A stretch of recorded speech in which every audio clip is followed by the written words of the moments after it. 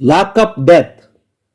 ಕೋಟಿ ನಿರ್ಮಾಪಕ ಎಂದೇ ಖ್ಯಾತರಾದ ನಿರ್ಮಾಪಕ ರಾಮೂರವರ ನಿರ್ಮಾಣ ಸಾರಥ್ಯದಲ್ಲಿ 1994ರಲ್ಲಿ ತೆರೆಕಂಡ ಆಕ್ಷನ್ ಚಿತ್ರ. ಇದು ಮೊದಲ ಬಾರಿಗೆ ಕನ್ನಡ ಚಿತ್ರರಂಗದಲ್ಲಿ 1 ಕೋಟಿಗೂ ಅಧಿಕ ಬಜೆಟ್ನಿಂದ ತಯಾರಾದ ಮೊಟ್ಟ ಮೊದಲ ಚಿತ್ರ.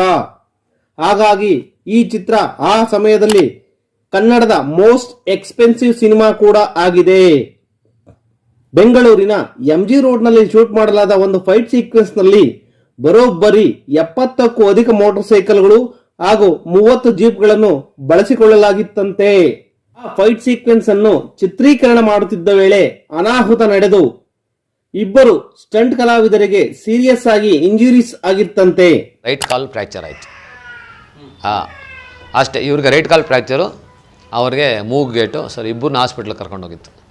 ಜನ ಎಲ್ಲ ನೋಡ್ತಾವ್ರೆ, full next day full news ಆಗೋಯ್ತಲ್ಲ ಇನ್ನು 3 ದಿನ.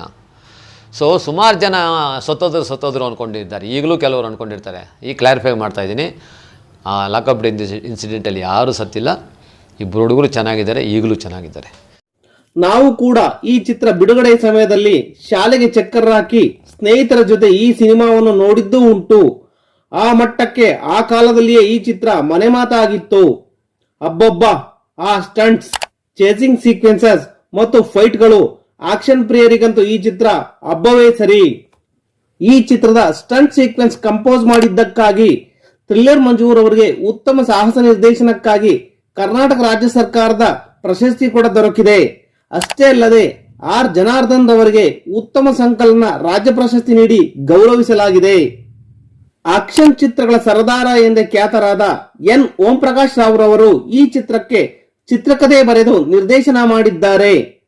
MS ರಮೇಶ್ ರವರ ಚುರುಕಾದ ಸಂಭಾಷಣೆ ಇದ್ದು ಸುಂದರ್ನಾಥ್ ಸುವರ್ಣರವರು ತಮ್ಮ ಕ್ಯಾಮರಾ ಕೈಚಳಕ ತೋರಿಸಿದ್ದಾರೆ. ಹಂಸಲೇಖರ್ ಅವರು ಸಂಗೀತ ಸಂಯೋಜನೆ ಮಾಡಿದ್ದು ಈ ಚಿತ್ರದ ಒಂದು ಹಾಡಂತೂ ಆ ಕಾಲದ ಪಡ್ಡೆ ಹೈಕ್ಳ ನಿದ್ದೆಗೆಡಿಸಿತ್ತು. ಆ ಕಾಲದಲ್ಲಿ ಆಕ್ಷನ್ ಚಿತ್ರಗಳ ಹೀರೋ ಆಗಿದ್ದ ದೇವರಾಜ್ ರವರು ಮುಖ್ಯ ಭೂಮಿಕೆಯಲ್ಲಿದ್ದು ಇವರ ಜೊತೆಗೆ ಪ್ರಕಾಶ್ ರಾಜ್, ಸಾಹಿಬ್ ಕುಮಾರ್ ಹಾಗೂ ಶೋಭರಾಜ್ ಅವರು ಜೊತೆಯಾಗಿ ನಟಿಸಿದ್ದಾರೆ. ಈ ಚಿತ್ರವನ್ನು ತೆಲುಗಿನಲ್ಲಿ ಡಬ್ ಮಾಡಿ ಬಿಡುಗಡೆ ಮಾಡಲಾಗಿತ್ತು.